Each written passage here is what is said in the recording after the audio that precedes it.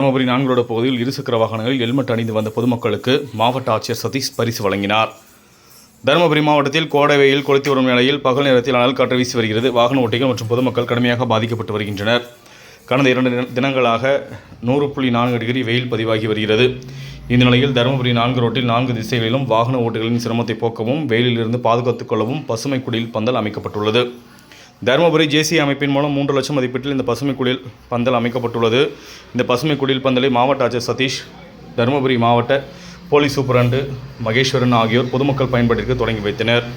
இதனைத் தொடர்ந்து இருசக்கர வாகனங்களில் ஹெல்மெட் அணிந்து வந்த பொதுமக்களுக்கு மரக்கன்றுகள், புத்தகம் மற்றும் 100 ரூபாய் மதிப்பிலான பெட்ரோல் டோக்கன் ஆகியவற்றை மாவட்ட ஆட்சியர் பரிசாக வழங்கி பாராட்டினார். இதேபோன்று பெண் வாகன ஓட்டிகளுக்கு நாப்கின் வழங்கப்பட்டது. மேலும் போக்குவரத்து காவலர்களுக்கு தர்பூசணி பழங்கள் வழங்கப்பட்டது.